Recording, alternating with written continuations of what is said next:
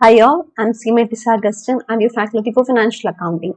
അപ്പോൾ മക്കളെ ഓൾറെഡി നമ്മുടെ ക്ലാസ്സസ് എല്ലാം വൈൻഡ് അപ്പ് ആയി ആൻഡ് നിങ്ങൾ ഓൾറെഡി നിങ്ങളുടെ എക്സാം പ്രിപ്പറേഷൻസ് ഒക്കെ സ്റ്റാർട്ട് ചെയ്തു. അപ്പൊ ഈ ഒരു സ്റ്റേജിൽ നിങ്ങൾക്ക് ഏറ്റവും കൂടുതൽ കൺഫ്യൂഷൻസ് ഉണ്ടാവാൻ ചാൻസ് ഉള്ള ഒരു ഏരിയ ഈസ് ലൈക്ക് ദാറ്റ് എങ്ങനെ പഠിക്കണം, ഒരു പേപ്പറിനെ എങ്ങനെ അപ്രോച്ച് ചെയ്യണം, അല്ലെങ്കിൽ ഓക്കെ ഇത്ര സമയം കൊണ്ട് എനിക്ക് പേപ്പർ കംപ്ലീറ്റ് ചെയ്ത് തീർക്കാൻ പറ്റുമോ, ഞാൻ എന്ത് സ്റ്റഡി പ്ലാൻ ആണ് യൂസ് ചെയ്യേണ്ടത്, അങ്ങനെ ഒരുപാട് കൺഫ്യൂഷൻസ് നമുക്ക് ഈ സമയത്ത് കാണും. സോ ഇന്ന് ഈ വീഡിയോയിൽ നിങ്ങളുടെ കൺഫ്യൂഷൻസിനൊക്കെ ഉള്ള ഒരു സൊല്യൂഷൻ ആയിട്ടാണ് ഞാൻ വന്നിരിക്കുന്നത്. ഓക്കെ, അപ്പം എങ്ങനെ ഫിനാൻഷ്യൽ അക്കൗണ്ടിങ്, ദാറ്റ് ഇസ് നമ്മുടെ സെയിം ഇന്ററിന്റെ പേപ്പർ 6 ഫിനാൻഷ്യൽ അക്കൗണ്ടിങ് ഉള്ള പേപ്പർ നിങ്ങൾ എങ്ങനെ അപ്രോച്ച് ചെയ്യണം, ഏതാണ് വെയിറ്റേജ് കൂടുതലുള്ള പോർഷൻസ്, ഏതൊക്കെ പോർഷൻസിൽ നിന്നാണ് ക്വസ്റ്റ്യൻസ് ചോദിച്ചിരിക്കുന്നത്, പ്രീവിയസ് ഇയർ ഏതൊക്കെ പോർഷനിൽ നിന്ന് ചോദിച്ചു, എന്തൊക്കെ പഠിക്കണം, അങ്ങനത്തെ ഇമ്പോർട്ടന്റ് ആയിട്ടുള്ള കാര്യങ്ങളൊക്കെ ഡിസ്കസ് ചെയ്യാൻ വേണ്ടിയാണ് നമ്മൾ ഈ ഒരു വീഡിയോ ചെയ്യുന്നത്. ഓക്കെ, അപ്പം നമുക്ക് വീഡിയോയിലോട്ട് പോവാം. ഓക്കെ മക്കളെ, അപ്പം അതിനു മുന്നേ തന്നെ നിങ്ങൾ അറിഞ്ഞിരിക്കേണ്ട കാര്യം, പേപ്പർ 6 ഫിനാൻഷ്യൽ അക്കൗണ്ടിങ് എന്ന് പറയുന്നതിന്റെ നമ്മുടെ ക്വസ്റ്റ്യൻ പേപ്പർ വരുന്നത് സെക്ഷൻ എയിൽ നമുക്കുള്ളത് എന്താണ് മക്കളെ? MCQs ആണ്. ഓക്കെ, ക്വസ്റ്റ്യൻ പേപ്പർ വരുമ്പോൾ MCQs ആണുള്ളത്. ആൻഡ് ആ ക്വസ്റ്റ്യന്റെ പാറ്റേൺ എന്തായിരിക്കും? 15 ക്വസ്റ്റ്യൻ കാണും, ഓരോ ക്വസ്റ്റ്യനും 2 മാർക്ക് വെച്ച്, total 30 marks. Okay, so 15 questions, ഓരോ ക്വസ്റ്റ്യനും 2 മാർക്ക് വെച്ച്, ടോട്ടൽ 30 മാർക്കിന്റെ MCQ ആയിരിക്കും നിങ്ങൾക്ക് ഫിനാൻഷ്യൽ അക്കൗണ്ടിങ് എന്നൊരു പോർഷനിൽ വരുന്നത്. ഓക്കെ, ഇനി സെക്ഷൻ ബി, 2 സെക്ഷൻ ആയിട്ടാണ് ക്വസ്റ്റ്യൻ വരുന്നത്. സെക്ഷൻ ബി, ഈ സെക്ഷൻ ബിക്കകത്ത് എല്ലാം ഡിസ്ക്രിപ്റ്റീവ് ആണ്, എല്ലാം ഡിസ്ക്രിപ്റ്റീവ് ക്വസ്റ്റ്യൻസ് ആണ്. 7 ക്വസ്റ്റ്യൻ മൊത്തം നിങ്ങൾക്ക് ക്വസ്റ്റ്യൻ പേപ്പറിൽ തരും. അതില് നിങ്ങൾ ആൻസർ ചെയ്യേണ്ടത് നിങ്ങൾക്ക് ഏറ്റവും കൂടുതൽ അറിയാവുന്ന 5 ക്വസ്റ്റ്യൻ ആയിരിക്കണം. ഓക്കെ, സോ മൊത്തം 7 ക്വസ്റ്റ്യൻ കാണും, അതിൽ 2 എണ്ണം എന്താണ്? ഓപ്ഷണൽ ആണ്. വേണമെങ്കിൽ അല്ലെങ്കിൽ അതിന് ചൂസ് ചെയ്ത് ഏറ്റവും പെർഫെക്റ്റ് ആയിട്ട് നിങ്ങൾക്ക് അറിയാവുന്ന 5 എണ്ണം നിങ്ങൾ ചൂസ് ചെയ്ത് എക്സാം എഴുതിയാൽ മതി. ആൻഡ് ഈച്ച് ക്വസ്റ്റ്യൻ ക്യാരീസ് എത്ര മാർക്കാണ് മക്കളെ? 14 മാർക്സിന്റെ ക്വസ്റ്റ്യൻ ആണ്. Okay, so total 70 marks. അങ്ങനെയാണ് മൊത്തം 100 മാർക്കിന്റെ പേപ്പർ വരുമ്പം 30 മാർക്കിന്റെ MCQയും 70 മാർക്സിന്റെ ഡിസ്ക്രിപ്റ്റീവ് ആണ് നിങ്ങൾക്ക് വരുന്നത്. ആൻഡ് അതിൽ തന്നെ 7 ക്വസ്റ്റ്യൻ കാണും ഡിസ്ക്രിപ്റ്റീവിൽ, അതിൽ 5 എണ്ണം നിങ്ങൾ ചൂസ് ചെയ്ത് എഴുതിയാൽ മതി. ഓരോ ക്വസ്റ്റ്യനും 14 മാർക്സ് വെച്ചായിരിക്കും. അത് 7 മാർക്കുള്ള 2 ക്വസ്റ്റ്യൻ ആയിരിക്കാം, അല്ലെങ്കിൽ 14 മാർക്കിന്റെ സിംഗിൾ ക്വസ്റ്റ്യൻ ആയിരിക്കാം, അത് ഡിപ്പെൻഡ്സ്. ഓക്കെ, ഇതാണ് ഏകദേശം നിങ്ങൾക്ക് വരുന്ന ഒരു ഐഡിയ എന്ന് പറയുന്നത്. ഇനി ഈ 7 ക്വസ്റ്റ്യനകത്ത് ഒരു ക്വസ്റ്റ്യൻ മാത്രം നിങ്ങൾക്ക് എന്തായിരിക്കും? തിയറി ആയിരിക്കും. ഓക്കെ, തിയറി ക്വസ്റ്റ്യൻ ആയിരിക്കും. ബാക്കി 6 ക്വസ്റ്റ്യനും 99% മോസ്റ്റ് പ്രോബ്ലി പ്രോബ്ലം ക്വസ്റ്റ്യൻസ് ആണ്, തിയറി ചോദിക്കാറില്ല. അപ്പൊ 7 ക്വസ്റ്റ്യനകത്ത് ഒരു ക്വസ്റ്റ്യൻ മാത്രമായിരിക്കും തിയറി ക്വസ്റ്റ്യൻ കാണുന്നത്. ആൻഡ് ബാക്കി 6 ക്വസ്റ്റ്യനും മോസ്റ്റ് പ്രോബ്ലി 99% കേസിലും അത് പ്രോബ്ലം ക്വസ്റ്റ്യൻ ആയിരിക്കും. ഓക്കെ, സോ ഇതാണ് നിങ്ങളുടെ ഫിനാൻഷ്യൽ അക്കൗണ്ടിങ്ങിന്റെ ഒരു ക്വസ്റ്റ്യൻ പേപ്പറിന്റെ പാറ്റേൺ വരുന്നത്. ഡൗട്ട് ഉണ്ടോ? ക്ലിയർ ആയില്ലേ? ഇനി ഫിനാൻഷ്യൽ അക്കൗണ്ടിങ്ങിലെ പേപ്പർ എങ്ങനെ പഠിക്കണം മക്കളെ? ഫിനാൻഷ്യൽ അക്കൗണ്ടിങ് എങ്ങനെ പഠിക്കണം എന്ന് വെച്ച് കഴിഞ്ഞാൽ നിങ്ങള് കൂടുതൽ ഫോക്കസ് ഏറ്റവും ഇമ്പോർട്ടന്റ് ആയിട്ടുള്ള കോർ ഏരിയാസിന് കൊടുക്കുക. ബാക്കിയുള്ള പോർഷൻസ് പഠിക്കണ്ട എന്നല്ല അതിന്റെ അർത്ഥം. എവിടുന്ന് വേണേ നമ്മളോട് ക്വസ്റ്റ്യൻ ചോദിക്കാം. ഇപ്പം കോർ ഏരിയാസ് എന്ന് പറയുന്നത് പാസ്റ്റ് ഇയേഴ്സ് ക്വസ്റ്റ്യൻ പേപ്പറിന്റെ ഒക്കെ ബേസിസിലായിരിക്കും. ചിലപ്പോൾ അതിന് ഒരു ബന്ധമില്ലാത്ത സ്ഥലത്തു നിന്നായിരിക്കും പ്രാവശ്യം ചോദ്യം ചോദിക്കുന്നത്. സോ നിങ്ങൾ പഠിക്കുമ്പോൾ നമ്മളൊരു എന്താ പറയുക, നമ്മൾ പ്രോബിലിറ്റി ബേസ് ചെയ്ത് പഠിക്കുമ്പോൾ കൂടുതൽ ഫോക്കസ് പ്രീവിയസ് ഇയർ ബേസ്ഡ് ആയിട്ടുള്ള വന്ന ഏരിയാസിനെ കുറച്ചുകൂടെ കൊടുത്ത് നമ്മൾ പഠിക്കാം. ഓക്കെ, ആൻഡ് മക്കളെ അതുപോലെ തന്നെ നിങ്ങൾ പഠിക്കുന്ന പോർഷൻ, നിങ്ങൾ എക്സാമിന് പഠിക്കുമ്പോൾ നിങ്ങൾ പഠിക്കുന്ന പോർഷൻ വൃത്തിക്ക് പഠിച്ചു പോവുക. ദാറ്റ് ഇസ്, നിങ്ങളിപ്പോ ഇന്നൊരു പോർഷൻ പഠിച്ചിട്ടുണ്ടെങ്കിൽ ആ പോർഷനിൽ നിന്ന് എന്ത് ക്വസ്റ്റ്യൻ വന്നാലും നിങ്ങൾക്ക് എഴുതാൻ പറ്റുമെന്ന കോൺഫിഡൻസോടെ നിങ്ങൾ പഠിച്ചു പോവുക. അല്ലാതെ എല്ലാ പോർഷനും കുറച്ച് പഠിച്ചു പോയാൽ നമുക്കൊന്നും തന്നെ എഴുതാൻ പറ്റില്ല. സോ പഠിക്കുന്ന പോർഷൻ അത് എത്രയാണെങ്കിലും അത് വൃത്തിക്ക് നിങ്ങൾ കംപ്ലീറ്റ്, ആ ഏരിയയിൽ നിന്ന് ഒരു ക്വസ്റ്റ്യൻ വന്നാൽ ഞാൻ എങ്ങനെ അറ്റൻഡ് ചെയ്തിരിക്കും, ആ ഒരു ലെവലിൽ നിങ്ങൾ പഠിക്കാം. ഓക്കെ, ഇനി നമുക്ക് അകത്തെ ഏതൊക്കെ ടോപ്പിക്സ് എങ്ങനെയൊക്കെ പഠിക്കണം എന്നുള്ളത് നോക്കാം. അപ്പൊ മക്കളെ, നിങ്ങൾക്ക് മൊത്തം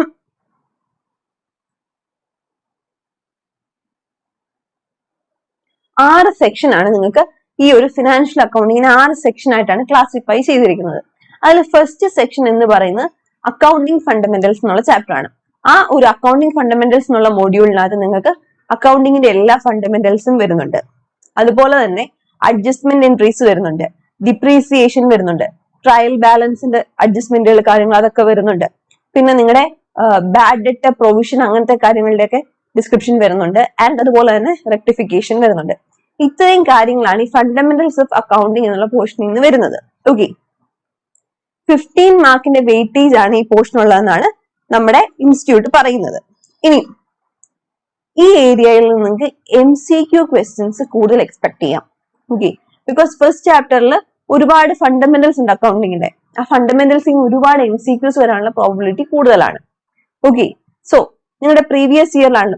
പിന്നെ ഇവിടെ പഠിക്കുന്ന ഈ ഫണ്ടമെന്റൽസ് ഉണ്ടല്ലോ, ഇതിന്റെ ആപ്ലിക്കേഷൻ ആണ് നിങ്ങൾക്ക് ഇവിടെ വരുന്നതും ഇവിടെ വരുന്നതും. ദാറ്റ് ഈസ് അക്കൗണ്ടിങ്ങിന്റെ fundamentals, debit, credit, journal entry അങ്ങനത്തെ കാര്യങ്ങളൊക്കെ നിങ്ങൾ പഠിക്കുന്നു. അതിന്റെ അഡ്ജസ്റ്റ്മെന്റ് എൻട്രീസ് പഠിക്കുന്നു. അതിന്റെ ആപ്ലിക്കേഷൻ ലെവൽ ക്വസ്റ്റ്യൻസ് ആണ് നിങ്ങൾക്ക് ഫൈനൽ അക്കൗണ്ട്സിന്റെ പ്രിപ്പറേഷനകത്തും പാർട്ട്ണർഷിപ്പിനകത്തും ഒക്കെ വരുന്നത്.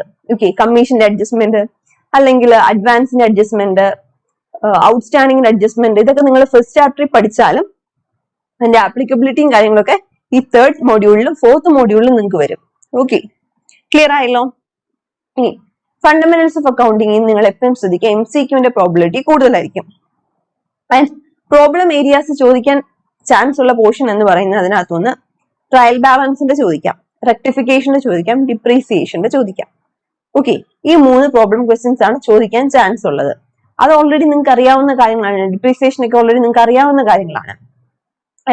ഇനി പ്രീവിയസ് ഇയർലി ഫസ്റ്റ് മോഡ്യൂളിൽ നിന്ന് നിങ്ങൾക്ക് almost, that is previous year എന്ന് പറഞ്ഞാൽ നിങ്ങൾക്ക് ഒരൊറ്റ എക്സാമേ കഴിഞ്ഞിട്ടുള്ളൂ. ഡിസംബർ 2023 മാത്രമേ 2022 സിലബസിൽ കഴിഞ്ഞിട്ടുള്ളൂ.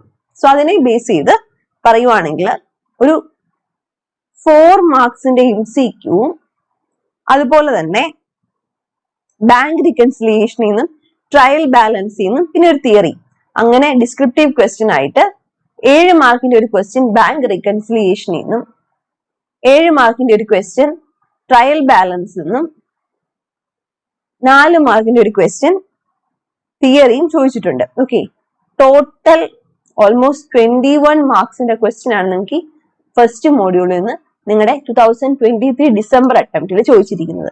ക്ലിയർ ആയോ? സോ ഈ പോർഷൻ നിങ്ങൾ ഫണ്ടമെന്റൽസ് എല്ലാം വൃത്തിക്ക് പഠിക്കുക. അഡ്ജസ്റ്റ്മെന്റ് എൻട്രീസ്, കാര്യം ഇവിടെ അഡ്ജസ്റ്റ്മെന്റ് എൻട്രീസ് നിങ്ങൾ പഠിച്ചാലേ നിങ്ങൾക്ക് അത് ഇവിടെ ഫൈനൽ അക്കൗണ്ട്സ് പ്രിപ്പയർ ചെയ്യുമ്പോഴും അതുപോലെ തന്നെ പാർട്ട്ണർഷിപ്പ് അക്കൗണ്ടിങ് പ്രിപ്പയർ ചെയ്യുമ്പോഴും യൂസ് ചെയ്യാൻ പറ്റത്തുള്ളൂ. സോ ഈ ഫണ്ടമെന്റൽസിൽ നിന്ന് നിങ്ങൾക്ക് കുറെ തിയറി അവിടെ കിടപ്പുണ്ടായിരിക്കും. അത് നിങ്ങൾ ജസ്റ്റ് ഒന്ന് വായിച്ചു വിടുക.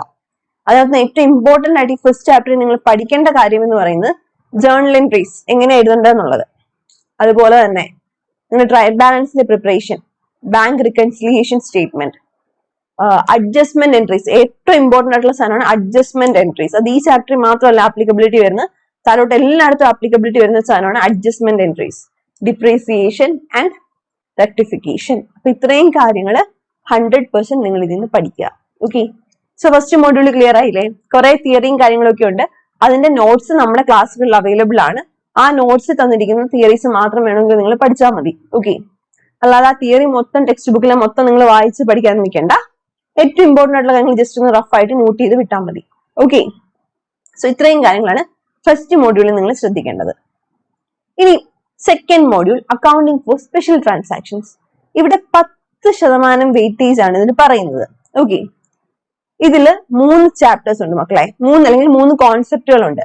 ബിൽ ഓഫ് എക്സ്ചേഞ്ച് ഉണ്ട്, കൺസൈൻമെന്റ് ഉണ്ട്, ജോയിന്റ് വെഞ്ചർ ഉണ്ട്.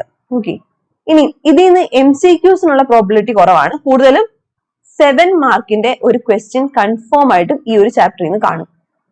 ഓക്കെ, 7 മാർക്കിന്റെ ഒരു ക്വസ്റ്റ്യൻ മോസ്റ്റ് പ്രോബബ്ലി അത് ചോദിക്കാൻ ചാൻസ് ബിൽ ഓഫ് എക്സ്ചേഞ്ചിൽ നിന്നും കൺസൈൻമെന്റിൽ നിന്നും ആയിരിക്കും. ജോയിന്റ് വെഞ്ചറിൽ നിന്ന് ചോദിച്ചു വരുന്നത് അത്ര കുറവായിട്ടാണ് കാണുന്നത്. ബിൽ ഓഫ് എക്സ്ചേഞ്ചിൽ നിന്നും കൺസൈൻമെന്റിൽ നിന്നും ആയിരിക്കും. അപ്പൊ നിങ്ങൾ ഈ മോഡ്യൂൾ പഠിക്കുമ്പോൾ ബിൽ ഓഫ് എക്സ്ചേഞ്ചും കൺസൈൻമെന്റും നന്നായിട്ട് പഠിക്കുക. ജോയിന്റ് വെഞ്ചർ അത്യാവശ്യം വൃത്തിക്ക് പഠിക്കുക. ഓക്കെ, സ്കിപ്പ് ചെയ്യാൻ, ജോയിന്റ് വെഞ്ചർ സ്കിപ്പ് ചെയ്ത് കളയാന്നല്ല ഞാൻ ഉദ്ദേശിച്ചതിന്റെ അർത്ഥം. പക്ഷെ കൂടുതൽ ഫോക്കസും കൊടുക്കേണ്ടത് ബിൽ ഓഫ് എക്സ്ചേഞ്ചിനും കൺസൈൻമെന്റിനും ആയിരിക്കണം. ഓക്കെ, ജോയിന്റ് വെഞ്ചർ ചോദിക്കാം, ചോദിക്കാതിരിക്കാം, അത് പ്രോബിലിറ്റി ലെസ് ആണ്. ഓക്കെ, സോ ലാസ്റ്റ് ഇയറിലാണ് നിങ്ങൾക്ക് ചോദിച്ചിരിക്കുന്നത് ബിൽ ഓഫ് എക്സ്ചേഞ്ചിൽ നിന്നാണ് നിങ്ങൾക്ക് 7 മാർക്കിന്റെ ഒരു ക്വസ്റ്റ്യൻ നിങ്ങളുടെ എക്സാമിന് ചോദിച്ചിരിക്കുന്നത്. ഇതിനകത്തെ പ്രോബ്ലം ഏരിയാസ് ഒക്കെ നിങ്ങൾ പഠിച്ചു കഴിഞ്ഞാൽ ഓട്ടോമാറ്റിക് ആയിട്ട് നിങ്ങൾക്ക് MCQ വന്നാൽ അറ്റൻഡ് ചെയ്യാൻ പറ്റുന്ന ടൈപ്പാണ്. MCQ വന്നാലും വരത്തുള്ളൂ. ഓക്കെ, സോ പ്രീവിയസ് ഇയറിൽ ബിൽ ഓഫ് എക്സ്ചേഞ്ച് 7 മാർക്കിന്റെ ക്വസ്റ്റ്യൻ ആണ് ചോദിച്ചിരിക്കുന്നത്. നൗ നെക്സ്റ്റ് വരുന്നത് preparation of financial statement section C. മക്കളെ, പ്രിപ്പറേഷൻ ഓഫ് ഫിനാൻഷ്യൽ സ്റ്റേറ്റ്മെന്റ്സ് എന്ന് പറഞ്ഞാൽ അതിനകത്ത് 3 കോൺസെപ്റ്റുകളാണ് ഉള്ളത്. എന്താണ്? Preparation of final accounts of profit organisation, non profit organisation and from incomplete records. അങ്ങനെ 3 കോൺസെപ്റ്റുകളാണ് ഇതിനകത്തുള്ളത്. ഇവിടെ 20% ആണ് വെയിറ്റേജ് പറയുന്നത്. ഇവിടെ 14 മാർക്കിന്റെ ഒരു ക്വസ്റ്റ്യൻ ഷുവർ ആണ്. ഓക്കെ, ചിലപ്പം 7 മാർക്കിന്റെ 2 ക്വസ്റ്റ്യൻ ആയിട്ട് വരാം, അല്ലെങ്കിൽ 14 മാർക്കിന്റെ സിംഗിൾ ക്വസ്റ്റ്യൻ ആയിട്ട് വരാം. എങ്ങനെയാണെങ്കിലും മിനിമം 14 മാർക്കിന്റെ ക്വസ്റ്റ്യൻ ആ ഒരു ചാപ്റ്ററിൽ നിന്ന് വന്നിരിക്കും. ഓക്കെ, സോ ഇതിനകത്ത് നമുക്ക് ഇതിൽ ഒരെണ്ണം ഇമ്പോർട്ടന്റ് എന്ന് പറയാൻ പറ്റില്ല. ബിക്കോസ് മാറിയും കയറിയും 3 വരാറുണ്ട്. ഞാൻ ഈ പറഞ്ഞ പോലെ ഫണ്ടമെന്റൽസ് നിങ്ങളുടെ സ്ട്രോങ് ആണെങ്കിൽ പ്രോഫിറ്റ് ഓർഗനൈസേഷന്റെ ഫിനാൻഷ്യൽ സ്റ്റേറ്റ്മെന്റ്സ് പ്രിപ്പയർ ചെയ്യാൻ വല്ല പാടുണ്ടോ? ഇല്ല. എന്താണ്? പിയാനിലും ബാലൻസ് ഷീറ്റും പ്രിപ്പയർ ചെയ്യുന്നത് എങ്ങനെയാണെന്നുള്ളത് പഠിച്ചാൽ മതി. അതിനകത്ത് വരുന്ന അഡ്ജസ്റ്റ്മെന്റ് എൻട്രീസ് ഓൾറെഡി നിങ്ങൾ അവിടെ പഠിക്കുന്നു. ഫസ്റ്റ് ചാപ്റ്ററിൽ അഡ്ജസ്റ്റ്മെന്റ് എൻട്രീസ് പഠിക്കുന്നുണ്ട്. Outstanding, adjustment, received in advance, depreciation, commission, drawings, അങ്ങനെ ഓൾമോസ്റ്റ് എല്ലാ അഡ്ജസ്റ്റ്മെന്റുകളും നിങ്ങൾ പഠിക്കുന്നുണ്ട്. അപ്പൊ ആ അഡ്ജസ്റ്റ്മെന്റ്സിന്റെ ഫണ്ടമെന്റൽസ് നിങ്ങൾക്ക് സ്ട്രോങ് ആണെങ്കിൽ ഏത് ക്വസ്റ്റ്യൻ വന്നാലും നിങ്ങൾക്ക് എന്ത് ചെയ്യാൻ പറ്റും? അറ്റൻഡ് ചെയ്യാൻ പറ്റും. ഓക്കെ, സോ ഇതിനകത്ത് 3 പോർഷനും ഇമ്പോർട്ടന്റ് ആണ്. മിനിമം 14 മാർക്സ് ഉറപ്പായിട്ടും നിങ്ങളോട് ഇതിൽ നിന്ന് ചോദിച്ചിരിക്കും. ഓക്കെ, ആൻഡ് പ്രീവിയസ് ഇയറിൽ നിങ്ങൾക്ക് വന്നത് ഇൻകംപ്ലീറ്റ് റെക്കോർഡ്സിൽ നിന്ന് 14 മാർക്കിന്റെ ഒറ്റ ക്വസ്റ്റ്യൻ ആണ് വന്നത്. ബാക്കി ഒന്നും വന്നില്ല. സിംഗിൾ ക്വസ്റ്റ്യൻ 14 മാർക്സിന്റെ ഇൻകംപ്ലീറ്റ് റെക്കോർഡ്സിൽ നിന്നാണ് വന്നത്. ഓക്കെ, നെക്സ്റ്റ് ഇവിടെ നിങ്ങൾക്ക് ലാസ്റ്റ് ഇയറിൽ ഓൾമോസ്റ്റ് ഒരു 10 marks above 12 marks, I think 12 മാർക്സിന്റെ MCQസും ഈ ഒരു ഇതിൽ നിന്ന് വന്നിട്ടുണ്ടായിരുന്നു. ഈ ഫിനാൻഷ്യൽ സ്റ്റേറ്റ്മെന്റ്സിന്റെ പാർട്ട്ണർഷിപ്പിന്റെ പ്രിപ്പറേഷനിലും നിങ്ങൾക്ക് MCQs കഴിഞ്ഞ വർഷം കൂടുതൽ ചോദിച്ചിട്ടുണ്ടായിരുന്നു. ഓക്കെ, ഇനി പാർട്ട് D വരുന്നത് എന്താണ്? പാർട്ട്ണർഷിപ്പ് അക്കൗണ്ടിങ് ആണ്. പാർട്ട്ണർഷിപ്പ് അക്കൗണ്ടിങ് എന്തൊക്കെയാണ് മക്കളെ പഠിക്കാനുള്ളത്? അഡ്മിഷൻ ഉണ്ട്, റിട്ടയർമെന്റ് ഉണ്ട്, ഡെത്ത് ഉണ്ട്, അഡ്മിഷൻ കം റിട്ടയർമെന്റ് ഉണ്ട്, ഡിസൊല്യൂഷൻ ഉണ്ട്, കൺവേർഷൻ ഉണ്ട്, സെയിൽ ഉണ്ട്. അങ്ങനെ ഒരുപാട് കാര്യങ്ങൾ നിങ്ങൾക്ക് ഇതിനകത്ത് പഠിക്കാനുണ്ട്. അമാൽഗമേഷൻ ഉണ്ട്. അപ്പൊ മക്കളെ, ഇതിൽ നിങ്ങൾ ഏറ്റവും ഇമ്പോർട്ടന്റ് ആയിട്ട് ശ്രദ്ധിക്കേണ്ട കാര്യം, മോസ്റ്റ് പ്രോബബ്ലി കൂടുതലും ചോദിച്ച് കണ്ടുവരുന്നതെന്ന് പറയുന്നത് admission, dissolution, retirement, admission come retirement. ഇത്രയും കാര്യങ്ങളിലാണ് സാധാരണ രീതിയിൽ ഏറ്റവും കൂടുതൽ ചോദിച്ച് കണ്ടിട്ടുള്ളത്. പക്ഷേ പ്രീവിയസ് ഇയറിൽ നിങ്ങൾക്ക് ചോദിച്ചത് എനിക്ക് തോന്നുന്നു അതും 14 മാർക്സിന്റെ സിംഗിൾ ക്വസ്റ്റ്യൻ ആയിരുന്നു. അതും ചോദിച്ചത് സെയിൽ ഓഫ് പാർട്ട്ണർഷിപ്പിൽ നിന്നായിരുന്നു. Sale of partnership to company. അപ്പം പാർട്ട്ണർഷിപ്പിനെ സെയിൽ കമ്പനി ആക്കുന്ന പോർഷനിൽ നിന്നുള്ള ഏരിയാസിൽ നിന്നുള്ള ക്വസ്റ്റ്യൻസ് ആയിരുന്നു. കഴിഞ്ഞ പ്രാവശ്യം സിംഗിൾ ക്വസ്റ്റ്യൻ 14 മാർക്സിന്റെ ആണ് ചോദിച്ചത്. ഓക്കെ, സിംഗിൾ ക്വസ്റ്റ്യൻ 14 മാർക്സിന്റെ ആയിരുന്നു പ്രീവിയസ് ഇയറിൽ നിങ്ങളോട് ചോദിച്ചത്. പക്ഷേ സെയിൽ കഴിഞ്ഞൊരു പ്രാവശ്യമേ ചോദിച്ചിട്ടുള്ളൂ. നോർമൽ രീതിയിൽ എപ്പോഴും ചോദിച്ച് കാണുന്നതെന്ന് പറയുന്നത് admission, retirement, dissolution, admission come retirement എന്നുള്ള പോർഷനൊക്കെയാണ്. ഇനി ഇവിടെയാണ് നിങ്ങൾ ശ്രദ്ധിക്കേണ്ട കാര്യം മക്കളെ, ഒരു ക്വസ്റ്റ്യൻ വന്നു കഴിഞ്ഞാൽ, പാർട്ട്ണർഷിപ്പിൽ നിന്ന് ഒരു ക്വസ്റ്റ്യൻ വന്നു കഴിഞ്ഞാൽ അതിലെ 1-2 അഡ്ജസ്റ്റ്മെന്റുകൾ കണ്ട് പേടിച്ചു കഴിഞ്ഞാലും നിങ്ങൾ ആ ക്വസ്റ്റ്യൻ അറ്റൻഡ് ചെയ്യാതിരിക്കരുത്. ബിക്കോസ് നിങ്ങൾക്കറിയാം ഏത് പാർട്ട്ണർഷിപ്പ് ക്വസ്റ്റ്യൻ ആണെങ്കിലും ഒന്നെങ്കിൽ ഒരു റിവാലുവേഷൻ അക്കൗണ്ട് അല്ലെങ്കിൽ ഒരു റിയലൈസേഷൻ അക്കൗണ്ട് കാണും. അതിൽ നിന്ന് ആ ക്വസ്റ്റ്യൻ വായിച്ചിട്ട് നിങ്ങൾക്ക് മനസ്സിലായ ഐറ്റംസ് ആ റിയലൈസേഷൻ അക്കൗണ്ട് അല്ലെങ്കിൽ റിവാലുവേഷൻ അക്കൗണ്ടിൽ എഴുതി വെക്കുക. അതുപോലെ തന്നെ പാർട്ട്നേഴ്സ് ക്യാപിറ്റൽ അക്കൗണ്ടിന്റെ ഫോർമാറ്റും നിങ്ങൾക്ക് അറിയാം, അതും ചെയ്തു വെക്കുക. ബാങ്ക് അക്കൗണ്ട് ഉണ്ടെങ്കിൽ അതും ചെയ്യുക. ഓൾമോസ്റ്റ് ഇത്രയും ചെയ്ത് കഴിയുമ്പോൾ പിന്നെ ഗുഡ് വില്ലിന്റെ അഡ്ജസ്റ്റ്മെന്റ്. അപ്പം ഇതിൽ ഒരു ക്വസ്റ്റ്യന് 14 മാർക്ക് എന്ന് പറഞ്ഞാൽ കംപ്ലീറ്റ് ചെയ്താൽ, മൊത്തം കംപ്ലീറ്റ് ചെയ്താലേ ഫുൾ മാർക്ക് കിട്ടത്തുള്ളൂ എന്നേ ഉള്ളൂ. സ്റ്റെപ്പ് നിങ്ങൾ എഴുതി കഴിഞ്ഞാൽ അതനുസരിച്ചുള്ള മാർക്ക് കിട്ടും. അപ്പം നിങ്ങൾക്ക് അറിയാവുന്ന രീതിയിൽ മാക്സിമം അതിനകത്ത് നിങ്ങൾ എന്ത് ചെയ്യുക, അറിയാവുന്ന കാര്യങ്ങൾ ആ ക്വസ്റ്റ്യനകത്ത് വൃത്തിക്ക് പ്രസന്റ് ചെയ്യാൻ ശ്രമിക്കുക. 1-2 അഡ്ജസ്റ്റ്മെന്റ് അറിയില്ല എന്ന് പറഞ്ഞാൽ ക്വസ്റ്റ്യൻ മൊത്തത്തിൽ വിട്ട് കളയരുത്. ഓക്കെ, അറിയാവുന്ന കാര്യങ്ങൾ മാക്സിമം അതിനകത്ത് നിങ്ങൾ എഴുതാൻ ശ്രമിക്കുക. ഓക്കെ, സോ ഇവിടെയും 20 മാർക്സിന്റെ വെയിറ്റേജ് ആണ് പറയുന്നത്. പ്രീവിയസ് ഇയറിൽ 14 മാർക്സിന്റെ സിംഗിൾ ക്വസ്റ്റ്യനും ഓൾമോസ്റ്റ് ഐ തിങ്ക് 15 ഇല്ല, ഇവിടെ പാർട്ട്ണർഷിപ്പിൽ നിന്ന് കഴിഞ്ഞ പ്രാവശ്യം MCQs ഒന്നും തന്നെ ചോദിച്ചിട്ടില്ല. ഓക്കെ, MCQs ഒന്നും തന്നെ കഴിഞ്ഞ പ്രാവശ്യം ചോദിച്ചിട്ടില്ല. Next section E, lease, branch, department accounting etcetera. ഇവിടെ 15 മാർക്സിന്റെ വെയിറ്റേജ് ആണ് പറയുന്നത്. ലാസ്റ്റ് ഇയറിൽ നിങ്ങൾക്ക് ലീസിന്നും ബ്രാഞ്ചിന്നും ഇൻഷുറൻസിന്നും ക്വസ്റ്റ്യൻ ചോദിച്ചിട്ടുണ്ട്. എല്ലാം തന്നെ 7 മാർക്സിന്റെ ഓരോരോ ഇൻഡിവിജ്വൽ ക്വസ്റ്റ്യൻസ് ആയിരുന്നു. ഓക്കെ, ഇവൻ ദോ 15% പറഞ്ഞാലും ഓൾമോസ്റ്റ് 21 മാർക്സിന്റെ ക്വസ്റ്റ്യൻ ഈ ഒരു പോർഷനിൽ നിന്ന് വന്നിട്ടുണ്ടായിരുന്നു. ലീസിൽ നിന്നുണ്ടായിരുന്നു, ബ്രാഞ്ചിൽ നിന്നുണ്ടായിരുന്നു, ഇൻഷുറൻസിൽ നിന്നും ഉണ്ടായിരുന്നു. ഈ 3 എണ്ണത്തിൽ നിന്നും 7 മാർക്സിന്റെ ഓരോ ക്വസ്റ്റ്യൻ വെച്ച് ചോദിച്ചിട്ടുണ്ടായിരുന്നു. ഓക്കെ, ഇവിടെ ഒന്നും ഇമ്പോർട്ടന്റ് അല്ല എന്ന് പറയാൻ പറ്റില്ല, എല്ലാം തന്നെ ഇമ്പോർട്ടന്റ് ആണ്. And last section is section E, accounting standards. Accounting standards 20% weightage ആണ് പറയുന്നത്. പ്രീവിയസ് ഇയറിൽ ഐ തിങ്ക് ഓൾമോസ്റ്റ് 20 മാർക്സിന്റെ അടുത്ത് തന്നെ നിങ്ങളോട് ഈ ഒരു പോർഷനിൽ നിന്ന് ക്വസ്റ്റ്യൻ ചോദിച്ചിട്ടുണ്ട്. അതില് 7 മാർക്സിന്റെ ഒരു ക്വസ്റ്റ്യൻ വന്നിരിക്കുന്നത് പ്ലാൻ, പ്രോപ്പർട്ടി ആൻഡ് എക്യുപ്മെന്റിൽ നിന്നായിരുന്നു. 7 മാർക്സിന്റെ വേറൊരു ക്വസ്റ്റ്യൻ വന്നത് ഗവൺമെന്റ് ഗ്രാന്റ് ഉണ്ടായിരുന്നു. ആൻഡ് 4 മാർക്സിന്റെ ഒരു ക്വസ്റ്റ്യൻ വന്നിരിക്കുന്നത് accounting policies, accounting policies AS1 നിന്നായിരുന്നു. അപ്പൊ ഇത്രയും കാര്യങ്ങൾ പ്രീവിയസ് ഇയറിൽ ചോദിച്ചിട്ടുണ്ടായിരുന്നു. ഓക്കെ, സോ നിങ്ങൾക്ക് ഇപ്പോൾ ഒരു ഐഡിയ കിട്ടിയില്ല ഏകദേശം. ഇനി മിസ്സേ സമയമില്ല, ഏറ്റവും ഇമ്പോർട്ടന്റ് ആയിട്ട് പഠിക്കേണ്ടത്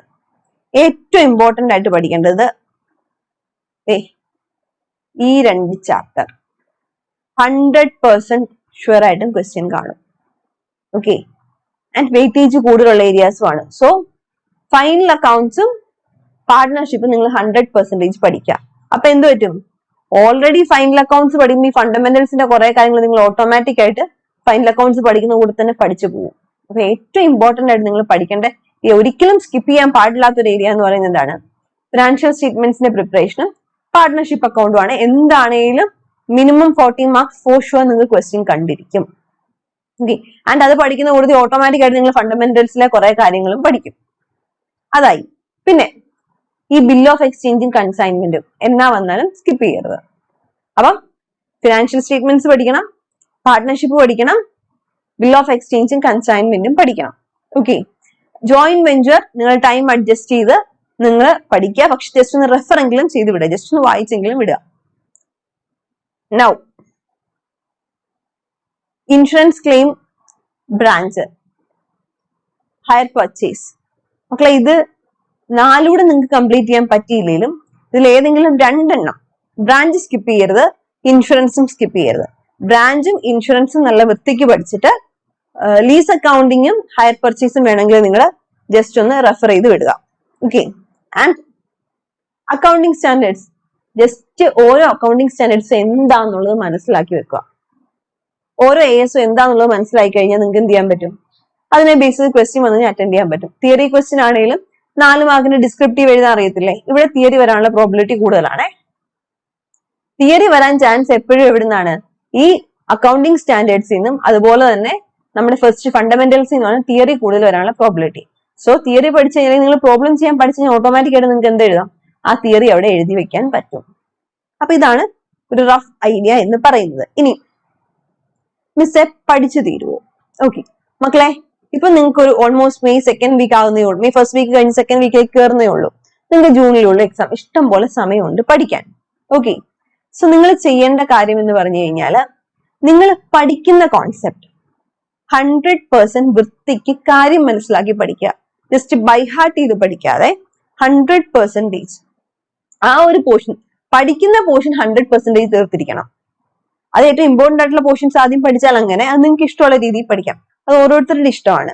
ഓക്കെ, അപ്പൊ നിങ്ങൾക്ക് വേണ്ട രീതിയിൽ നിങ്ങൾ അതിനെ ഒരു ഫ്രെയിം ചെയ്ത് പഠിക്കാനിരിക്കുന്നതിന് മുന്നേ തന്നെ ഒരു ടൈം ടേബിൾ പോലെ സെറ്റ് ചെയ്തിട്ട് ഇന്ന പോർഷൻസ് ആദ്യം തീർക്കണം.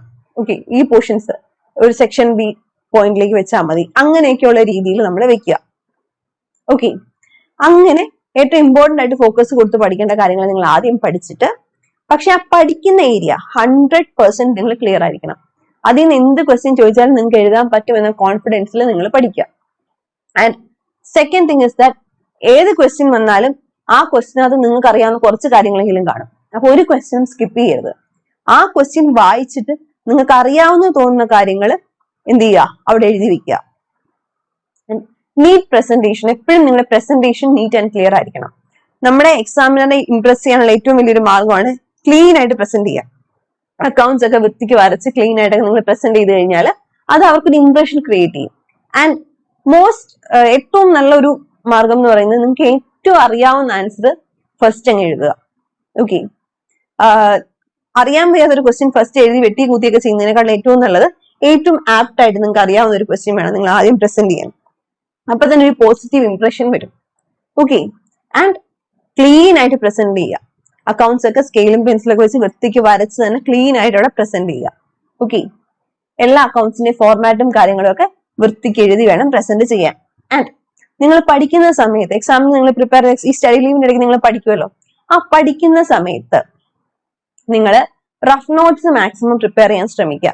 ചാപ്റ്റർ 1 അതിന് ഏറ്റവും ഇമ്പോർട്ടന്റ് ആയിട്ടുള്ള അക്കൗണ്ടിന്റെ ഫോർമാറ്റുകൾ, ഇക്വേഷൻസ് ഉണ്ടെങ്കിൽ അത് ഏറ്റവും ഇമ്പോർട്ടന്റ് ആയിട്ടുള്ള കാര്യങ്ങൾ, ചാപ്റ്റർ 2 അങ്ങനെ നോട്ട് ചെയ്ത് വെക്കുക. എന്റെ എക്സാമിന് തൊട്ട് മുന്നേ നിങ്ങൾ ഇത്രയും കാര്യങ്ങൾ എന്താണെന്നും റെഫർ ചെയ്തു എന്നുള്ളത് ഉറപ്പ് വരുത്തുക.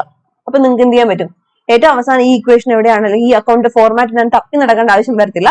ഈ പേപ്പർ ജസ്റ്റ് ഒന്ന് എടുത്ത് മറിച്ചാൽ മതി. അപ്പൊ ഒരു നോട്ട്, അങ്ങനെ ഏറ്റവും ഇമ്പോർട്ടന്റ് ആയിട്ടുള്ള ടോപ്പിക്കുകളും കാര്യങ്ങളും വരുന്ന രീതിയിൽ നിങ്ങൾ എന്ത് ചെയ്യുക, ഒരു നോട്ട് പ്രിപ്പയർ ചെയ്യുക. അത് ഏറ്റവും ഇമ്പോർട്ടന്റ് ആയിട്ടുള്ള കാര്യമാണ്. ഓക്കെ, ഇത്രയൊക്കെ ചെയ്താൽ തന്നെ നിങ്ങൾക്ക് എന്ത് ചെയ്യാൻ പറ്റും, ഓട്ടോമാറ്റിക് ആയിട്ട് നിങ്ങൾ ആ ഒരു ട്രാക്കിൽ വരും. ഇനി സമയത്ത് പഠിച്ചു തീർക്കാൻ പറ്റുമോ? ഞാൻ എക്സാമ്പിൾ പറയാം. ഇപ്പൊ നമ്മുടെ ക്ലാസ്സസ് നമ്മൾ പ്രൊവൈഡ് ചെയ്യുന്നത് 60 അവേഴ്സിന്റെ ക്ലാസ്സസ് ആണ് മോസ്റ്റ് പ്രോബബ്ലി ഫിനാൻഷ്യൽ അക്കൗണ്ടിങ്ങിൽ പ്രൊവൈഡ് ചെയ്യുന്നത്. അപ്പം ഈ 60 അവേഴ്സ് കൊണ്ട് ഇതിനകത്ത് ഓൾമോസ്റ്റ് എല്ലാ ഇലുസ്ട്രേഷൻസും വർക്ക്ഔട്ട് ചെയ്ത് ഞാൻ നിങ്ങൾക്ക് കാര്യങ്ങൾ പറഞ്ഞു തരുന്നുണ്ട്. അങ്ങനെ വരുമ്പം ഈ 60 അവേഴ്സിൽ നമ്മൾ ക്ലാസ്സുകൾ തീർക്കുന്നുണ്ടെങ്കിൽ നിങ്ങൾക്ക് എന്ത് ചെയ്യാൻ പറ്റും, ഓൾമോസ്റ്റ് ഈ ടൈം കൊണ്ട് തന്നെ എന്ത് ചെയ്യാൻ പറ്റും, അത് പഠിക്കാനും പറ്റും. സോ എന്ത് ചെയ്യുക, ആ ഒരു സ്ട്രക്ചർ നിങ്ങൾ ക്രിയേറ്റ് ചെയ്ത് വെക്കണം എന്നുള്ളതേ ഉള്ളൂ. നമ്മള് ഇന്ന ചാപ്റ്റേഴ്സ് അല്ലെങ്കിൽ ഇന്ന പോർഷൻസ് ഇന്ന സമയത്ത് പഠിക്കും, അങ്ങനെ ഒരു സ്ട്രക്ചർ ടൈം ടേബിൾ ക്രിയേറ്റ് ചെയ്ത് വെച്ചിട്ട് പഠിക്കാനിരിക്കുക. ആൻഡ് നിങ്ങൾക്ക് ഒരു ഹെൽപ്പിംഗ് എയ്ഡ് ആയിട്ട് ക്ലാസ്സസ് വേണമെന്നുണ്ടെങ്കിൽ നമ്മൾ ഓൺലൈൻ ക്ലാസ്സസ് അവൈലബിൾ ആണ്. ഒരു നിർബന്ധവും ഇല്ല പർച്ചേസ് ചെയ്യണമെന്നുണ്ടെങ്കിൽ 60 അവേഴ്സിന് നമ്മൾ പോർഷൻസ് ഒക്കെ തീർത്തിട്ടുള്ള ക്ലാസ്സസ് അവൈലബിൾ ആണ്. വേണമെന്നുണ്ടെങ്കിൽ നിങ്ങൾക്ക് ആ ക്ലാസ്സസ് പർച്ചേസ് ചെയ്യാം. ഒരു ഹെൽപ്പിംഗ് എയ്ഡ് ആയിട്ട് വേണമെന്നുണ്ടെങ്കിൽ ആ ക്ലാസ്സസ് പർച്ചേസ് ചെയ്യാം. ഫിനാൻഷ്യൽ അക്കൗണ്ടിങ്ങിന്റെ മാത്രമല്ല എല്ലാ സബ്ജക്റ്റിന്റെയും ക്ലാസ്സസ് നമുക്ക് ഓൺലൈൻ അവൈലബിൾ ആണ്. ഓക്കെ, സോ ലാസ്റ്റ് മിനിറ്റ് നിങ്ങൾക്ക് റെഫറൻസിനൊക്കെ വേണമെന്നുണ്ടെങ്കിൽ ക്ലാസ്സസ് പർച്ചേസ് ചെയ്യാം. ഓക്കെ, അപ്പാർട്ട് ഫ്രം ദാറ്റ് നമ്മൾ ഇത്രയും പറഞ്ഞ കാര്യങ്ങളാണ് ഈ ഒരു പേപ്പർ 6 ഫിനാൻഷ്യൽ അക്കൗണ്ടിങ് എന്നൊരു പോർഷനിൽ നിങ്ങൾ ശ്രദ്ധിക്കേണ്ടത്. അപ്പൊ ഇത്രയും കാര്യങ്ങൾ ശ്രദ്ധിച്ച് നിങ്ങൾ നല്ല വൃത്തിക്ക് പഠിച്ചു കഴിഞ്ഞാൽ നിങ്ങൾക്ക് ഇതൊരു പ്രോബ്ലം പേപ്പറാണ്. അപ്പൊ നിങ്ങളോട് എഴുതി വെച്ചാൽ മാർക്ക് തരാതിരിക്കാൻ പറ്റില്ല. അപ്പൊ അതുകൊണ്ട് തന്നെ നിങ്ങൾ വൃത്തിക്ക് പഠിച്ചു കഴിഞ്ഞാൽ നിങ്ങൾക്ക് എക്സാംഷൻ സ്കോർ ചെയ്യാൻ പറ്റിയ ഒരു പേപ്പറാണ് ഫിനാൻഷ്യൽ അക്കൗണ്ടിങ്. ബിക്കോസ് നമ്മളിത് ഈ ഫിനാൻഷ്യൽ അക്കൗണ്ടിൽ പഠിക്കുന്ന ഓൾമോസ്റ്റ് ഒരു 60 to 70% കാര്യങ്ങളെങ്കിലും നമ്മുടെ ഡിഗ്രിക്കും +2 ഒക്കെ ആയിട്ട് പഠിച്ചു കഴിഞ്ഞ കാര്യങ്ങളാണ്. അപ്പൊ അതുകൊണ്ട് തന്നെ നമ്മൾ ഓൾറെഡി അതിനെ ബ്രഷ് അപ്പ് ചെയ്ത് എടുത്താൽ മതി. ഫണ്ടമെന്റൽസ് ഒരു commerce student from the very beginning പഠിച്ചു വരുന്ന കാര്യങ്ങളാണ് അക്കൗണ്ട്സ് എന്ന് പറയുന്നത്, അല്ലെ? അപ്പൊ അതുകൊണ്ട് തന്നെ അതിന് ബ്രഷ് അപ്പ് ചെയ്ത് ലെവൽ ഓഫ് ക്വസ്റ്റ്യൻ കുറച്ചുകൂടെ ഹൈ ആകുന്നേ ഉള്ളൂ. അപ്പൊ ആ രീതിയിൽ നിങ്ങൾ പ്രിപ്പയർ ചെയ്ത് കഴിഞ്ഞാൽ നിങ്ങൾക്ക് എല്ലാവർക്കും ഒരു എക്സംഷൻ വാങ്ങിച്ച് സ്കോർ ചെയ്യാൻ പറ്റിയ പേപ്പറാണ് അക്കൗണ്ട്സ്. അപ്പം ഏറ്റവും ധൈര്യമായിട്ട് നല്ല വൃത്തിക്ക് സമയം പ്രോപ്പറായിട്ട് പ്ലാൻ ചെയ്ത് നിങ്ങൾ എക്സാംസിന് പ്രിപ്പയർ ചെയ്യുക. And all the very best for you exams. May God bless you all. So എന്തെങ്കിലും ഡൗട്ടുകളോ കാര്യങ്ങളോ ഒക്കെ ഉണ്ടെങ്കിൽ ഈ ഒരു വീഡിയോയ്ക്ക് താഴെ നിങ്ങൾക്ക് കമന്റ് ചെയ്യാം. So thank you so much.